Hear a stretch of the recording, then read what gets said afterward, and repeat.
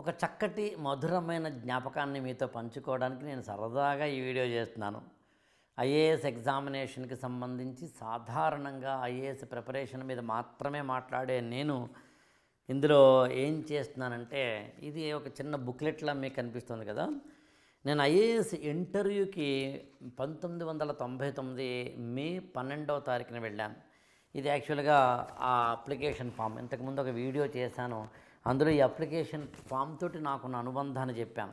ఇది UPSC, union public service commission, మనకి ఇంటర్వ్యూకి వెళ్ళడానికి కాల్ లెటర్గా చెప్తారు.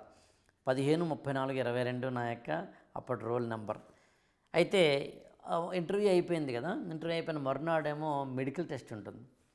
మెడికల్ టెస్ట్ అయిపోయిన మరునాడు నేను ఢిల్లీలో ఉన్నప్పుడు, ఆ రోజు ఉదయం లేచి, అంటే మే 14వ తారీఖు 1999లో మా నాన్నగారికి రాసిన ఉత్తరం నేను.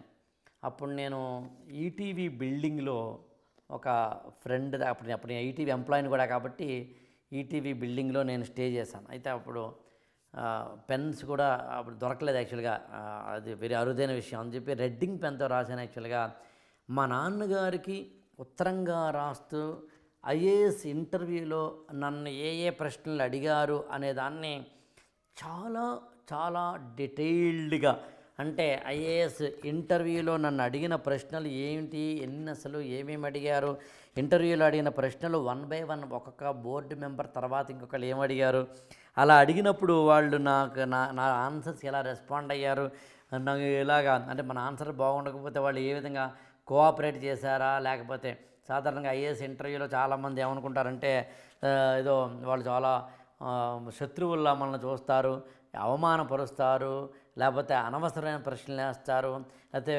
కొంచెం నాన్ సెన్స్. అంటే ఈ మధ్యకాలంలో మరి యూట్యూబ్ వీడియోల్లో మీరు చూస్తూ ఉంటారు, బహుశా థంబ్నెయిల్స్ కూడా చూస్తూ ఉంటారు, ఏదో అత్యంత నీతిబాహ్యమైన, దివాళా కోరైన, చాలా దిగజారుడు క్వశ్చన్స్ అడుగుతున్నట్టుగా ఉంటుంది. కానీ యూపీఎస్సీ అలా అడగదు.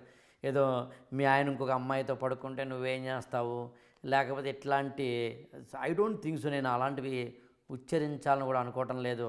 అలా ఉండదు ఇంటర్వ్యూ. మనం మన మన మన అంటే బయోడేటా మీద ఆధారపడి, ఆ బయోడేటాలో ఉన్న పాయింట్స్ మీద ఎవరో ఒక క్వశ్చన్ అడిగి, ఆ క్వశ్చన్లోంచి వచ్చిన ఆన్సర్లోంచి, మన ఆన్సర్లోంచే కొత్త ప్రశ్నను పుట్టించి అలా ఇంటర్వ్యూని సాధిస్తారు. అలా చెప్పడానికి ఒక మంచి రోల్ మోడల్గా నా ఇంటర్వ్యూ అని చెప్పుకోవచ్చు. నాకు ర్యాంకు రాకపోవచ్చు గాక, కానీ ఇది చాలా గొప్ప ఇంటర్వ్యూ అని నేను నమ్ముతాను.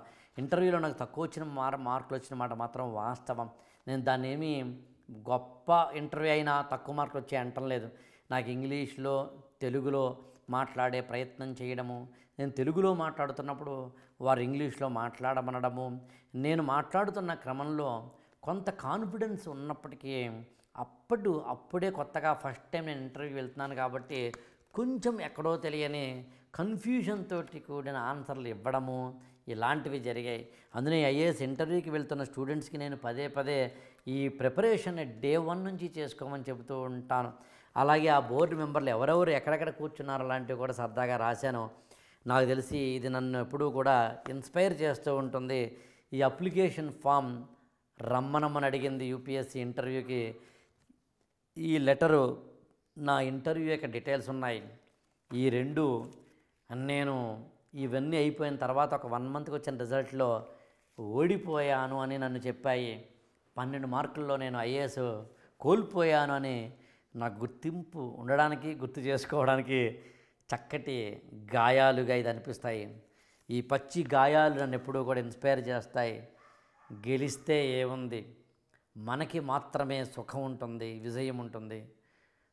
ఓడితే మన అనుభవాన్ని నలుగురికి పంచడానికి అవకాశం ఉంటుంది.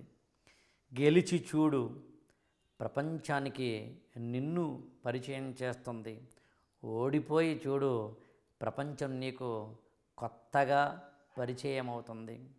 గెలిచి చూడు, చుట్టూ నీ వాళ్ళు ఉంటారు, కాదు అందరూ నీ వాళ్ళు అవుతారు.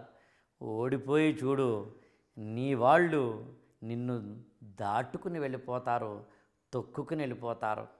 గెలిచి చూడు, నువ్వు రోడ్డు రోరల్ని ఎక్కి కూర్చుంటావు. ఓడి చూడు, రోడ్డు రూరల్ నిన్ను నిర్దాక్షిణ్యంగా తొక్కుకుంటూ వెళ్ళడాన్ని అనుభవిస్తావు. నాకు తెలిసి గెలవడం కన్నా ఓడడంలోనే మజా ఉందని నేను నమ్ముతాను. ఎందుకంటే గెలుపు అనేది ఒకటే, ఓటమి అనేది అనేకం. గెలుపు అనేది నీకు మాత్రమే, ఓటమి అనేది నిన్ను మాత్రమే. గెలుపు అనేది నీకే పరిమితమవుతుంది, ఓటమి అనేది నీ చుట్టుపక్క వాళ్ళతో నీకున్న అనుబంధాలకి, నీకున్న బంధాలకి పరిమితమవుతుంది లేదా విస్తృతమవుతుంది. అందుకని నాకెందుకో ఓటమిలోనే చాలా మజా ఉందని నమ్ముతాను నేను. మీరు కూడా అలా నమ్మమని కోరుతున్నాను.